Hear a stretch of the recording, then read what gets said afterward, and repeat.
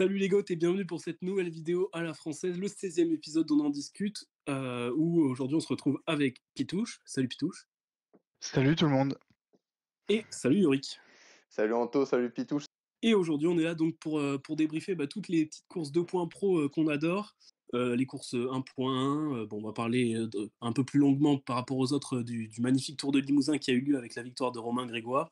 Notre nouvelle séquence on n'en discute pas, qui va survoler toutes ces courses, et où on aura d'ailleurs notamment aussi un sujet chaud sur le dopage et sur l'affaire Jumbo-Visma. Donc restez avec nous jusqu'au bout de la vidéo, c'est parti.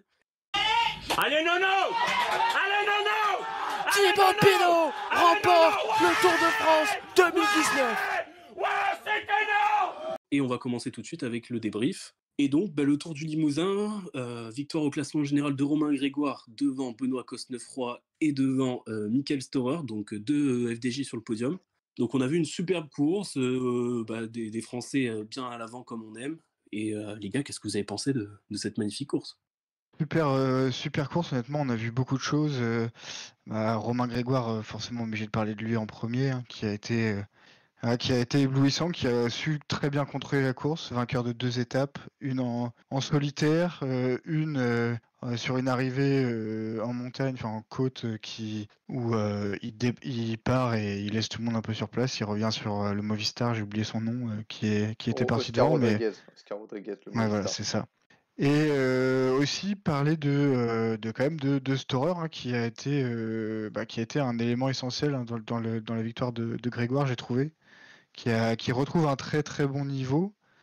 Dommage que ce soit sur la fin de son contrat avec Groupama, mais en tout cas voilà, de bon augure pour la Vuelta qui arrive bientôt. Ouais, je suis totalement d'accord avec Pitouche. Ça a été vraiment un très beau Tour du Limousin. Alors, on a vu déjà la première chose qui a fait plaisir, hormis Grégoire, c'est globalement les jeunes Français, hein, parce qu'il y a aussi Vauclin qui a été intéressant, Paul Magnier. On a aussi vu Hugo Page qui a remporté sa première étape en tant que pro. On peut aussi parler de Luca Mozzato d'ailleurs, première victoire également. Donc franchement, globalement, ça a été intéressant. On a vu aussi la première victoire de Grégoire, quand même, sacré coup de panache, quoi. Enfin, la tactique avec d'abord Storer qui épuise entre guillemets un peu tout le monde et Grégoire qui se barre à plus de 20 km de l'arrivée. Un sacré coup de force et coup de maître quand même aussi de Grégoire sur cette première étape. Et derrière aussi, j'ai bien aimé Benoît Cosnefroy. Franchement, on l'avait déjà vu en forme au championnat du monde où il avait fait un gros taf au début pour, je crois, Valentin Madouas pour essayer de ramener son groupe sur Remco, etc. À un moment. Mais là, pareil, il a confirmé, ça a été dit, sa pire place sur la course, ça a été quatrième. Donc quand même, sacré coup de force de Cosnefroy également. Donc franchement, ça a été un grand plaisir de voir cette course avec beaucoup de mouvements et on a vu aussi beaucoup de coureurs en action et de gros collectifs. Mais surtout que Cosnefroy va faire la Bretagne classique bientôt. J'imagine qu'il fera peut-être les courses canadiennes, pardon. Donc c'est de bonne augure. Et oui, tu parlais de Storer, vous parliez tous les deux de Storer. Moi, je l'ai un peu vu comme un peu l'ange gardien de Romain Grégoire. Dès que, alors à un moment, j'ai pas trop compris les commentateurs de l'équipe qui lui reprochaient de pas toujours attaquer. Enfin, il lissait quand même pas mal son effort. Des fois, il laissait prendre un peu quelques mètres aux attaquants. C'était sur l'étape 3, il me semble aussi, où on a vu quand même Storer qui lissait bien son effort et du coup, on revenait pas forcément direct. Mais au final, c'était toujours efficace parce que le groupe rentrait et du coup, Romain Grégoire, bien qu'il était, quoi qu'il arrive, je pense, une jambe au-dessus de tout le monde, du coup, il avait juste à aplatir l'essai. Donc, franchement, belle équipe FDJ qui fait plaisir. Et vous n'avez pas parlé de Jordan Jega, je sais pas si on dit comme Ah ça. oui, Jordan Jega, ouais, c'est nul. Ouais, Non. Il fait quoi? Il fait ouais. 7ème, je crois, ou en Il 7 ou fait 8ème du général, non? Le 6e, ouais, 6ème. je crois. Ouais, sixième, qui fait déjà une excellente polynormande la semaine d'avant, qu'on voit il fait globalement un mois d'août excellent. Donc à voir où il Tour de l'Ain, sera il dans les. fait top 10, non? Ou bord du top 10 au général, il me semble aussi, au Tour de l'Ain. C'est ça, voilà, oui, là où gagne Michael Storer. Ça fait plaisir pour un coureur quand même d'une équipe continentale comme Nantes Atlantique. Et du coup, j'espère qu'il va trouver une équipe, parce qu'à mon avis, il mérite Ah, il y a des bons largement coureurs d'aller. chez eux, hein. Cette cette année, franchement, entre Isidore, Ouais, lui, je crois il y en a un autre aussi qui est assez chaud, mais j'ai oublié son nom. ils font tous une super saison et bon, à 24 ans, je pense que c'est le moment pour lui de changer un peu d'équipe et d'aller voir dans une équipe, l'équipe totale. Je sais pas s'il y a quelques rumeurs, j'ai pas trop vu, mais en tout cas, bah, on va le suivre de près dans ces prochaines semaines. Ouais. Est-ce qu'il y a des coureurs qui vous ont un peu déçu? Moi bah, après, ouais, il revenait de blessure, mais j'attendais peut-être un peu Kevin Vauquelin un peu plus à la bataille avec Romain Grégoire. Bon, il revient de blessure, on verra, mais est-ce qu'il y a des coureurs qui vous ont un peu déçu? Ouais, Mmh, perso, ouais, non, non. pas vraiment. J'ai plus été émerveillé par la FDJ en général. Ouais. Après, ouais, peut-être si peut-être déception pour Lewis Hasky qui, après un Ah, sur la travail dernière extraordinaire étape, ouais, sur la dernière étape. pendant L'avant-dernière. une découpe, a fait un poisson pilote, bah, on savait pas, on lui découvre des qualités de poisson pilote maintenant. Ce gars sait tout faire, c'est incroyable et bah, là, on a vu un manque de vitesse, de Lewis Hasky malheureusement et c'est là où, bah, d'ailleurs, magnifique victoire pour Hugo Page, lui qui avait eu une Oui, c'est grave et qui a été éloigné des pistes et des courses pendant pas mal de temps. Donc bah, ça fait plaisir pour lui de sa première victoire de la saison et on en a parlé, ouais, de Paul Magnier, qui était pas loin d'aller lui aussi chercher sa première Sur la victoire. dernière étape, d'ailleurs, gros numéro de Paul Ourselin côté Total. Je crois il va sur la Vuelta lui aussi. Mais il a fait quand même un sacré petit numéro où il a quand même résisté tant bien que mal au peloton. Je crois qu'il se fait reprendre pas super loin, peut-être 7 km de l'arrivée, un truc comme ça. Mais franchement, il avait fait un gros numéro sur cette dernière étape aussi, hein. Mais ce qui fait plaisir aussi, c'est de voir, souvent sur ces courses-là, il y a toujours des fois Gavazzi, enfin, je pense des souvenirs peut-être un peu plus lointains, mais des coureurs où c'est pas forcément les Français qui dominent forcément toutes les étapes. Bah là, il y a Mozzato qui gagne une étape dont on n'a pas parlé, mais bravo à lui. Super victoire face à, là, justement, Lewis Hasky et Costefroy. Mais sinon, globalement, bah, les Français étaient les acteurs de la course, quoi. Donc bah, c'est excellent. Et il y a le tour du Poitou-Charentes. Alors, je confonds un peu toujours les deux là. Il y aura Thibaut Pinot dans 2 semaines, il me semble, ou dans la semaine prochaine, peut-être. Donc, bah, on adore ces courses françaises qui, je pense, mériteraient d'être d'un grade un petit peu supérieur. Là, c'est une 2.1. Je pense que si on pouvait attirer encore un peu plus d'équipes supérieures, ça serait encore mieux, quoi. Parce qu'il y a des superbes parcours, quoi. Oh, bah, c'est bien, c'est déjà bien. Regarde sur le Tour du Limousin, t'as quand même une très belle start list pour une course entre guillemets de rang moindre.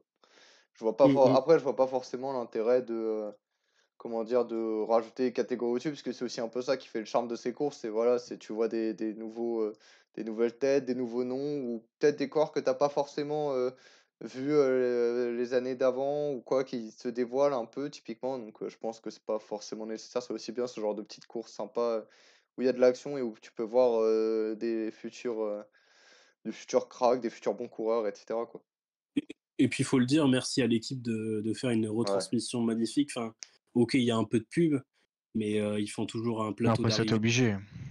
Voilà, ouais, évidemment. Et puis, ils font un plateau d'arrivée magnifique. Enfin, ils sont vraiment au cœur de la course, quoi. Donc, Oui, la moto avec Christophe Riblon qui était dessus. Christophe Riblon, exactement, ouais. Mm. Voilà, donc je pense qu'on a fait un petit peu le tour Ouais. de ce tour du Limousin. En tout cas, on suivra bientôt le tour du Poitou-Charentes et bah, toutes nos belles courses françaises parce qu'on en a des superbes. On va passer à notre nouvelle séquence que vous avez découvert la semaine dernière. On en discute pas. C'est simple, le principe est le même. Je vous propose un sujet, vous me dites on en discute ou on n'en discute pas. Roglic et la Jumbo marquent leur terrain à Burgos. Et d'ailleurs, restez avec nous parce que juste après notre petit moment où on parle de Burgos, vous aurez une petite réaction exclusive de Kylian Verschuren qui nous a donné ses premières impressions après sa première course avec les pros, avec AG2R sur ce Tour du Burgos. Donc restez bien avec nous juste après le moment où on parle de Roglic et la Jumbo. Du coup, oui, bon, ben, qu'est-ce que vous avez... On en discute ou on n'en discute pas de Roglic et la Jumbo qui marquent leur terrain à Burgos? On en discute. Ouais, on en discute. Vas-y, Franchement, Roglic, il a été quand même impérial. J'ai vu là, il célèbre même pas sa victoire aujourd'hui Ah ouais. sur la dernière étape. C'est Ouais. quand même assez froid. Et quand même, je trouve ça un peu, entre guillemets, impressionnant de se dire que voilà, le mec, pour même pas, il est tellement au-dessus qu'il a même pas besoin de célébrer ou quoi, alors qu'il finit quand même devant Adam Yates, qui a fait 3ème du dernier tour, quoi. C'est pas non plus rien, mais ça a été, ouais, il a été d'une facilité assez déconcertante. T'as jamais eu l'impression qu'il était en difficulté. T'avais quand même une belle équipe jumbo, mais ouais, il était une jambe au-dessus, tout simplement. C'est assez impressionnant, quoi. Ouais, mais c'est même pire. Enfin, moi, j'ai trouvé ça encore pire que ce que tu dis pour aujourd'hui. C'est que, en fait, aujourd'hui, quand je le voyais courir, j'ai eu l'impression qu'il avait la flemme.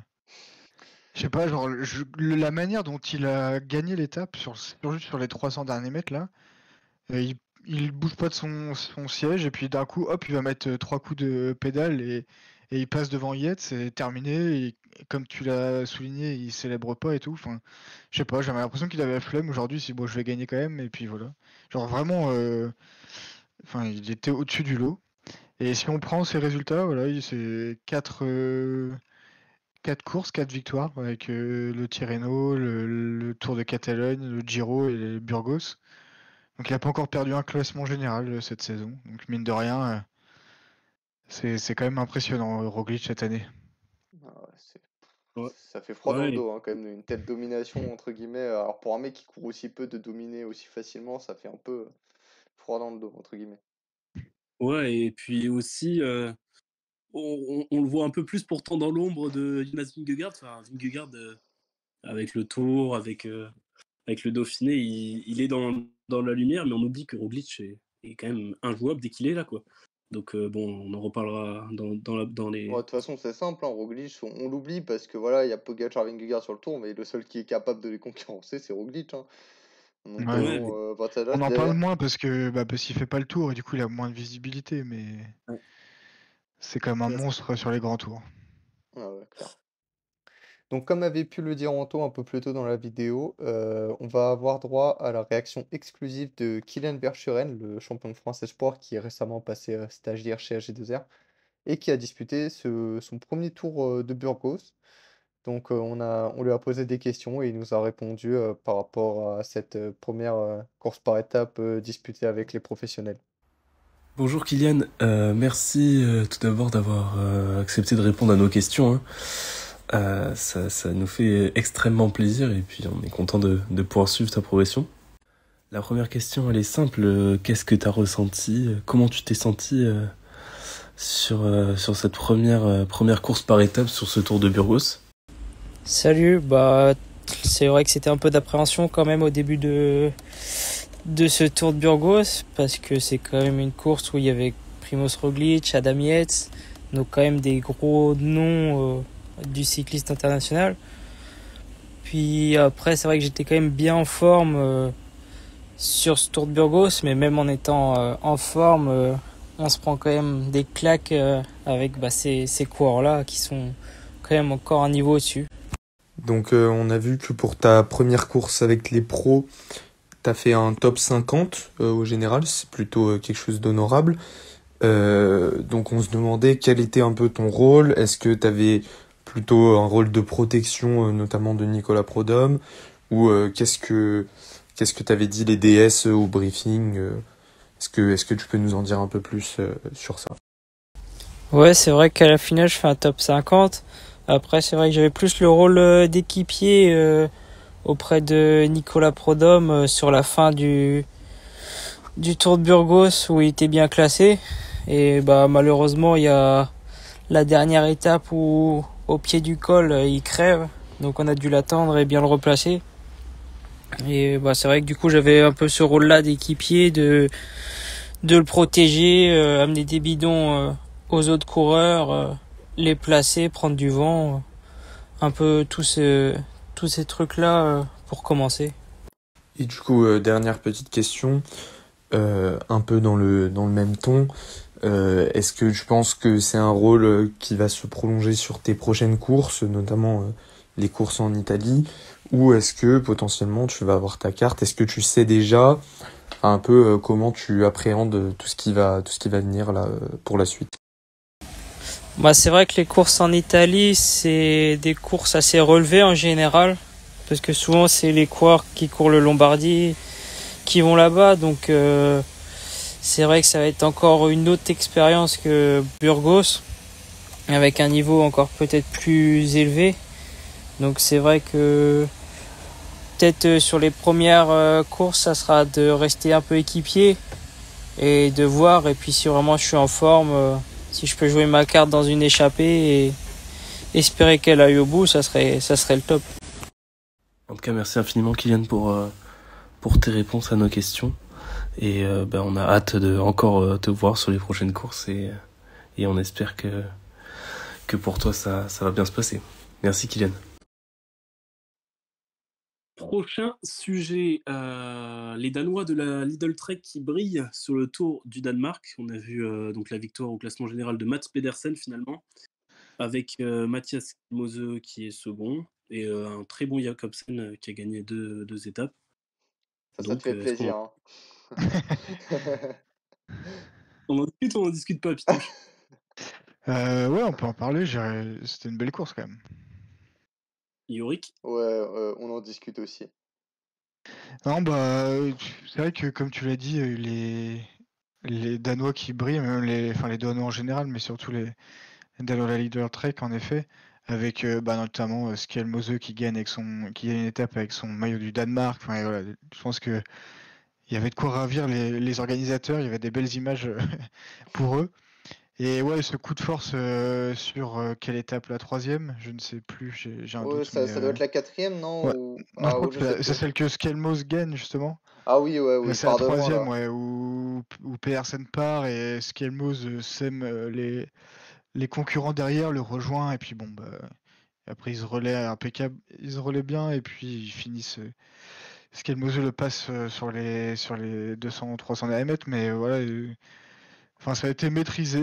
Jakobsen a maîtrisé les sprints massifs et le reste a été dominé par la Lidl Trek. Donc, très belle course. Et sans oublier quand même le beaucoup de force de Warren Skjld sur la première étape qui part, qui fait le coup du kilomètre, mais un petit peu plus. En Mais plus, il a pas été loin de le faire sur la 2e étape aussi, hein, où au bout d'un moment, il prend une petite distance, mais il se ravise, alors qu'en vrai... il hésite, ouais, mais parce ouais. qu'il avait, je sais pas, il avait le maillot de leader, alors peut-être il s'est dit, je vais peut-être pas le jouer au con, je sais pas.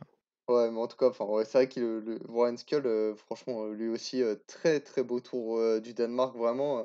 En plus, je pensais que ça allait être un peu compliqué, puisque les étapes étaient quand même assez vallonnées en général. On a vu Mm. Pedersen, etc., quand même très très fort là-dessus. Je me disais que voilà, au bout d'un moment, il craquerait peut-être. Et en fait, c'était limite le plus fort. Il était tout aussi fort que Pedersen ou Scalbozo, quoi, dès que ça devenait difficile. Donc franchement, j'ai été impressionné par lui. Jakobsen aussi, qui franchement a paru tellement facile sur la 4e étape. Bon, j'avoue, j'ai pas compris ce qu'ont fait les Alpecin de Koenig. Ouais, J'ai pas Ouais, compris ouais. du tout ce qui s'est passé, mais la facilité, ça doit être la 2e étape du coup que remporte Jakobsen. Comment il est déposé, mais elle a pas fait perfection. C'est limite, il a même pas eu besoin de sprinter tellement Ouais, c'est Pedersen a clair. fait un gros boulot pour lui. Je parle de Casper Pedersen, pas de Mats, pour ce coup-là, mais franchement, ouais. c'était bien. En plus c'est pareil, on sait que Jakobsen, c'est un sprinter qui aime pas trop quand ça monte, etc. Bah, j'ai trouvé extrêmement fort sur quand même des parcours vraiment pas très simples sur cette semaine. Donc franchement, je suis content de l'avoir vu à un tel niveau de forme après son Tour de France très compliqué. Ouais, et puis même sur la première étape que gagne du coup Warren Mm. Skjld, il y avait un peloton de 20-25 coureurs. Il y avait Jakobsen dedans, quoi. J'étais vraiment, vraiment surpris, quoi. Donc ça fait plaisir de le voir en forme. Et oui, tu le dis. Et moi, je voulais signer un truc en tout cas, moi, je trouvais ça intéressant. C'est qu'on a vu sur l'étape 2 que enfin Casper Pedersen, qui est annoncé comme le poisson pilote de Quick Step dans les années à venir, quoi, et a super bien, comme tu l'as dit, déposé Jakobsen. Et du coup, ça montre. Pourtant, il y avait Michael Morkov qui était là, mais Morkov était plus là dans un rôle pour rouler au kilomètre, quoi. Et après, c'était Casper Pedersen qui faisait le boulot. Donc, il était en très grande forme. Malheureusement, je pense qu'il était. Il devait avoir sa carte au classement général, mais il perd pas mal de temps sur l'étape 3. Donc, et pourtant, il fait un bon chrono aujourd'hui, il est 7ème. Mais donc, il fera pas un aussi bon classement général qu'il avait fait sur le Tour de Belgique où il fait podium. Et du coup, pour Quick-Step, le général est un peu fichu parce que de toute façon, Maurice Van Sevenant était tombé. Ouais, grosse J'espère que chute d'ailleurs. d'ailleurs. Franchement, Ouais. la Ouais, chute ouais, a ouais. l'air assez impressionnante. Je Ouais, crois ouais, ouais. une Mais sorte d'îlot heureusement, avec. directionnel, il me semble, si je dis pas de bêtises. Sur il se prend un îlot avec un autre coureur ou quoi, mais franchement, c'était pas beau à voir.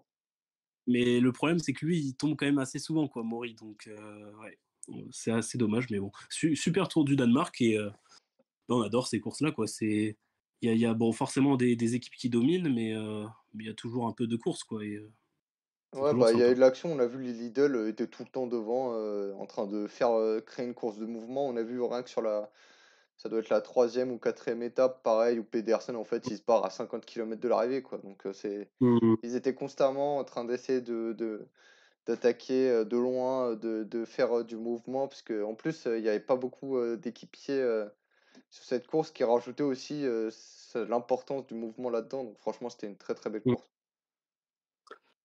On va pouvoir passer à un sujet qui a fait énormément parler ces derniers jours. D'ailleurs, je vous ai même pas remercié, vous, nos abonnés, en début de vidéo pour ces audiences incroyables, surtout sur nos vidéos Mercato là, qui font, je crois, presque 2500 vues sur la première et 4500 sur la deuxième. Et donc, on parlait d'Ineos où Cam a évoqué le cas Remco. Et depuis, Remco a donné une interview à Lanterne Rouge, c'est bien ça? Ouais, Ouais. c'est ça. Et donc, a annoncé qu'il resterait chez Quick-Step. Donc, c'est la fin du feuilleton Remco. On en discute du coup ou on n'en discute pas? Ouais, un petit peu quand même. C'est intéressant. Il y a des choses à dire. Ah, Yorick? bon, moi, je vais dire, on n'en discute pas pour cette fois. Alors, vas-y, Pitouche. Bon, je vais te laisser. Je pense que c'est toi le plus intéressé dans la discussion en étant fan de Quick-Step. Mais alors, fin du feuilleton, est-ce qu'on en est sûr du coup? Parce qu'il Alors, y a des rumeurs qui disent, alors je sais pas du tout, j'ai aucune idée des sources, etc. Mais des rumeurs qui parlent d'une sorte de fusion Ineos Quick-Step. Quand on regarde la Ineos, il y a que ouais. 15 coureurs sous contrat pour 2024. Oui, C'est très peu quoi. Donc il y a des éléments qui vont. Alors, après, Remco a dit qu'il serait sous contrat chez Quick-Step. Donc a priori, il y a aucune raison de pas le croire. Mais il y a quand même. C'est pas tout. C'est pas si simple que ça, quoi, à mon avis. il y a eu la rumeur du coup de Contador qui a rendu un peu Remco hors de lui parce que t'as l'impression que ça se renvoyait la balle un coup, il partait, un coup il restait. Donc il a dit qu'il espère que pendant la Vuelta on va le laisser tranquille avec ça, mais c'est sûr que Ineos, la situation d'Ineos pose question, mais moi j'ai du mal à voir comme ça au dernier moment une fusion entre les deux équipes. Ouais, ça me paraît bizarre aussi. Je sais pas, c'est sorti donc j'en parle, mais Ouais. j'arrive pas à comprendre comment c'est envisageable. Je veux pas dire de bêtises, mais donc oui, après voilà, mais pour moi Remco va rester chez Quickstep. Au moins, il a dit un contrat, ça se respecte et à mon avis, il restera jusqu'en 2026.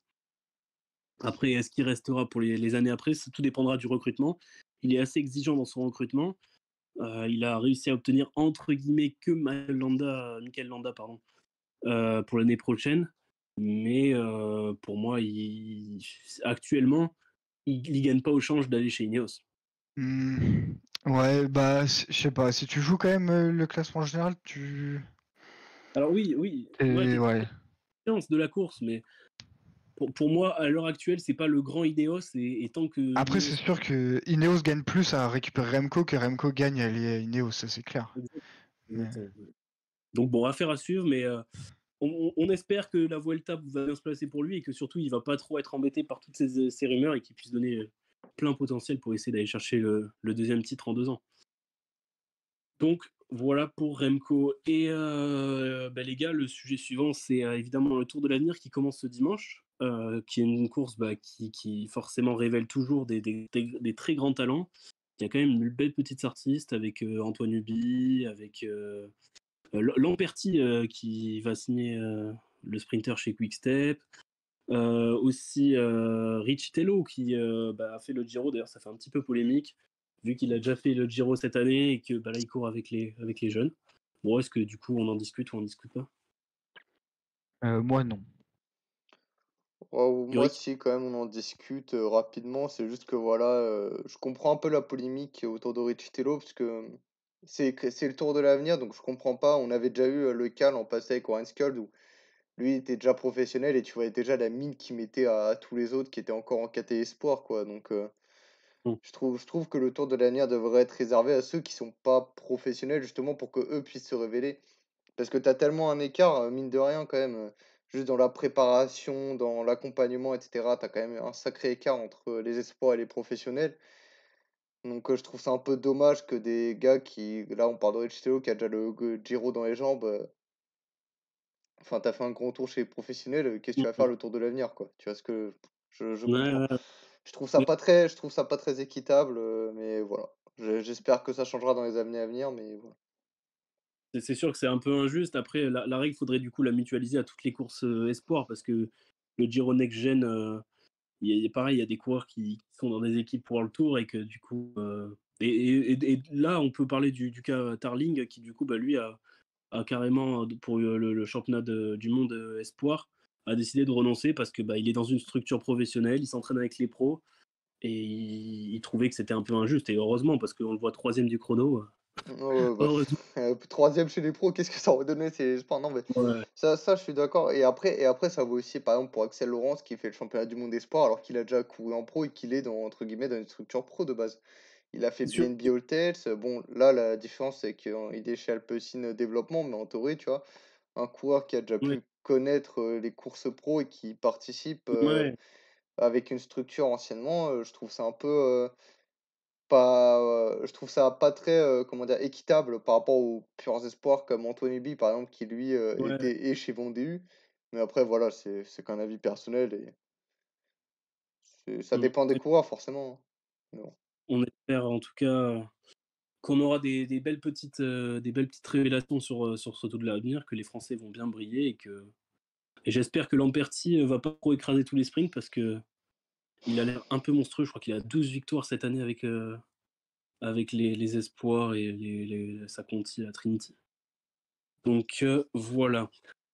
On va passer, bah, c'est le sujet Jumbo qui ensuite va s'enchaîner avec le sujet Gazzoli. Donc là, c'est un peu le sujet autour du dopage. C'est une des premières fois, on va pas vous cacher, où on parle de dopage sur notre chaîne. On essaie d'éviter toujours un peu le sujet, mais là, bah, forcément, on parle de l'actualité, donc on doit en parler, évidemment. Mais du coup, c'est Michael Esman, le coureur de la Jumbo-Visma, qui a été suspendu pour dopage. Donc, bah, il a été contrôlé positif le 14 juin dernier en Allemagne par l'Agence mondiale antidopage. Et donc, Jumbo a annoncé sa suspension il y a quelques jours à titre provisoire. Mais du coup, en fait, c'est des traces de produits diurétiques qui ont été retrouvées. Donc, on vous expliquera, enfin, je vous expliquerai si vous voulez après qu'est-ce que c'est. Mais du coup, les gars, bah, Yorick, est-ce qu'on en discute ou on n'en discute pas? Ouais, on en discute, il y a pas mal, il y a aussi, l'ancien médecin de la Sky d'ailleurs qui a été suspendu pour ça. Ouais. Ouais, il y a plusieurs sujets chauds. Ouais. Pitouche en discute aussi, j'imagine. Oui, oui, oui. Ben, je te laisse commencer, Pitouche, vas-y. Dis-nous un peu ce que t'en penses. Ouais, bah, c'est un peu comme tu disais, on n'en parle pas souvent, mais bon, là, il y a des faits concrets qui sont devant nous, donc on est obligé de lancer un peu le sujet quand même. On va pas non plus faire les hypocrites et ne pas en parler du tout. Ouais, ça se rapproche, c'est surtout dans les grosses équipes là qu'on voit ça. Donc il y a toujours les mêmes débats, notamment après le Tour de France avec Vingegaard, où on se dit ah tiens. Mais là voilà, il y a des choses concrètes. Donc moi j'avoue que je ne sais pas trop quoi en penser. Je vais peut-être attendre votre avis, mais c'est bien que les gens se fassent choper, mais c'est toujours pareil, c'est que des coureurs un peu lambda, on va dire. Ouais. Et pour le médecin d'Ineos, moi, ce qui m'interpelle, c'est surtout le fait que bah, c'est le médecin d'Ineos qui est du Il coup est plus chez chopé Ineos parce qu'il depuis, a. il est plus chez Ineos du coup depuis 2017 ou un truc Ouais, comme ça. ouais, ouais. ouais. Ça fait un moment qu'il Mais a quitté pourquoi la structure en tout cas. Mais du coup, en fait, c'est qu'en gros, il est chopé, donc on sait qu'il a fourni des produits dopants à des coureurs, mais pour autant, il n'y a aucun coureur qui est suspendu. Du Ah coup, oui, mais c'est ça. bon, C'est- c'est là qu'on se dit, mince, enfin, il manque encore un échelon, quoi. Ouais, juste avant que Yorick, tu donnes ton avis, je voulais préciser peut-être que c'est des produits diurétiques. Donc en fait, c'est des produits qui servent à augmenter la production d'urine en cas de problème cardiaque ou de tension. Et c'est considéré du coup comme un produit dopant par l'UCI. C'est des agents masquants, donc ça fausse les résultats du test antidopage. Et en gros, c'est aussi pour cacher potentiellement du coup la prise d'autres substances dopantes interdites, quoi. Donc ça pose problème. Ils sont également utilisés dans d'autres sports, hein, c'est pas que dans le vélo, pour les catégories de poids où en fait ça permet de perdre du poids assez rapidement. Donc je comprends moi totalement qu'il soit suspendu, sachant que ça augmente du coup plus scientifiquement, hein, je ne vais pas faire le relou, mais ça modifie son pH urinaire et du coup ça provoque une mise en évidence plus difficile de ces produits dopants. Ça augmente également ton volume urinaire. Donc le problème est qu'on se dit si Michael Esman et du coup on veut pas faire un cas global, on n'a pas de preuves sur toute la jumbo, mais s'il prend ce produit et que c'est pas prescrit par le médecin, ça veut dire que ça peut potentiellement cacher d'autres médicaments. Et là, là, c'est bien plus grave, quoi. Pourquoi avoir des choses à cacher? Et ça expliquerait aussi que des fois, les coureurs ne se font pas choper tout simplement parce qu'ils arrivent à trouver des moyens pour cacher les produits. Du coup, Yorick, désolé pour cette petite aparté. Je te laisse donner Non, ton avis. non, mais t'as bien fait de faire l'aparté. Moi, en fait, voilà, c'est le Pitouche le disait très bien, mais c'est bizarrement, en fait, bon, il y a quand même la jurisprudence Alex Baudin qui s'est fait, qui a eu, enfin, je sais pas si lui, il a été pris, mais en tout cas, il y a un truc aussi pareil. Il a eu un taux anormal, je sais plus de quel produit sur le Giro, donc lui, il a été déclassé du Giro. C'est comme Quintana, c'est le tramadol Ah ou. oui, c'est interdit en janvier Ouais, c'est ça, 2024, voilà. tramadol. Donc c'est interdit par l'UCI, mais pas par l'AMA, donc ou l'inverse, donc je sais plus. Enfin bref. Mais en tout cas, pour le coup, c'est dommage d'être aussi jeune, de voilà, de prendre des produits, surtout que voilà, est-ce qu'il y avait un gain forcément de performance pour lui à titre perso? Je suis pas sûr parce que de toute façon son rôle était encore d'être entre guillemets que équipier chez Jumbo. Mais force est de Mm. constater que voilà, déjà, on va pas se mentir autour de Jumbo, on a tous déjà eu des soupçons, notamment on parlait de Vingegaard sur le Tour, on a forcément eu des soupçons, nos avis sur la question. Et la Sky, c'est pareil, on avait nos doutes, nos avis sur la question quand ils avaient leur surdomination. On se rappelle d'ailleurs en 2017 du taux anormal, je crois, où Froome était bizarrement devenu asthmatique, un truc comme ça. Enfin bref, il avait eu un truc aussi en 2017. Là, l'ancien médecin de la Sky qui est chopé pour dopage. Donc bon, déjà que c'est une des périodes du cyclisme, qu'on soit clair, qui a été le plus détesté. C'est problématique. Et en fait, le problème, c'est que j'ai toujours l'impression que la lutte anti-dopage, elle a un retard par rapport justement au dopage en soi. Tu sais, on a comme l'impression qu'ils ont toujours un coup d'avance, ils anticipent, tu vois. Mais bon, c'est dommage que tout sorte. Après, c'est tant mieux, hein, mais c'est chiant de voir encore ce genre d'affaires dans le vélo, quoi. On aimerait bien que ça se finisse une bonne fois pour toutes.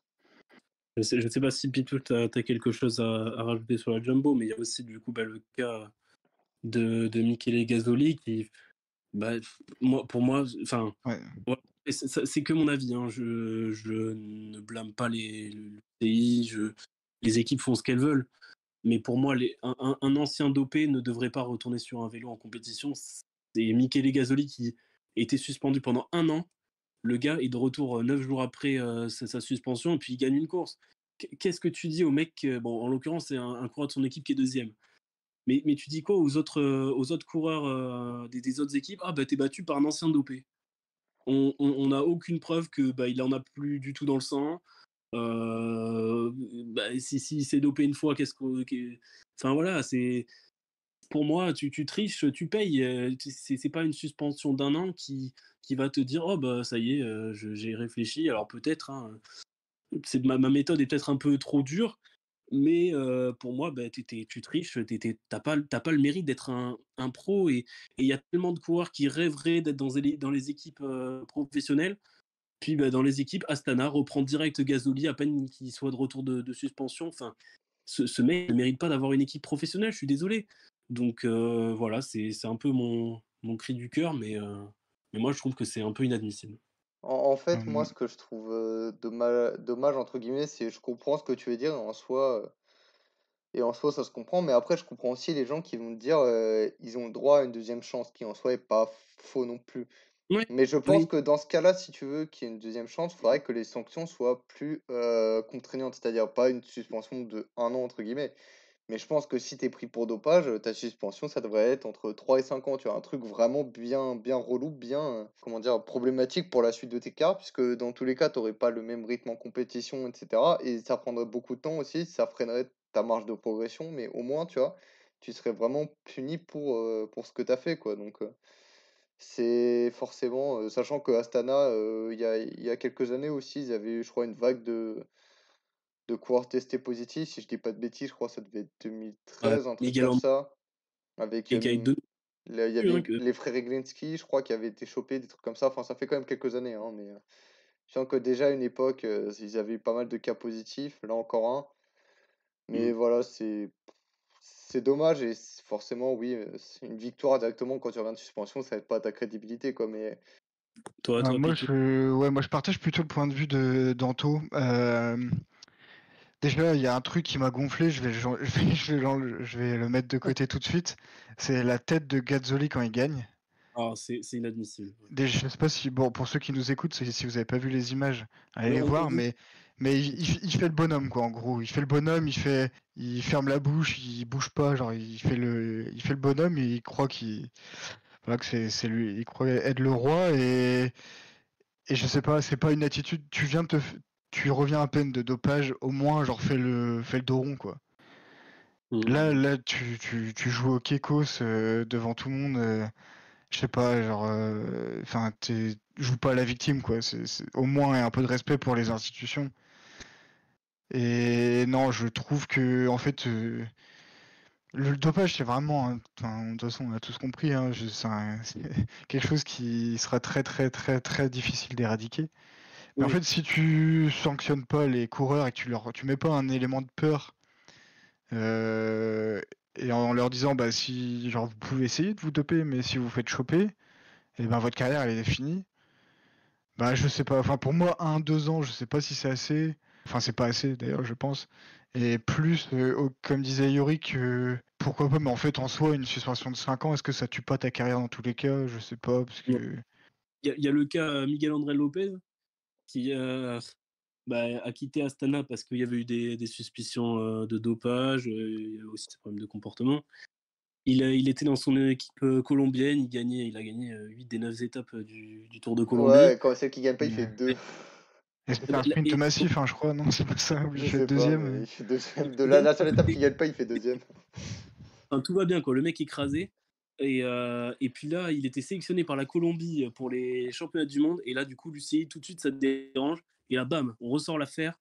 Et du coup, je sais pas ce qui va lui arriver, mais enfin, j'ai un peu l'impression que, enfin, c'est que mon avis encore, hein, mais l'UCI, quand ça les dérange, on en parle. Et Tounarts, qu'on n'en parle pas du tout, mais c'est un coureur de cyclocross qui Ça, a une suspension de suspendu 2 ans. 2 ans, mais ça fait, je crois, déjà 1 an et Et demi qu'il a eu son contrôle positif. Donc en gros, il a que 6 mois à purger là encore.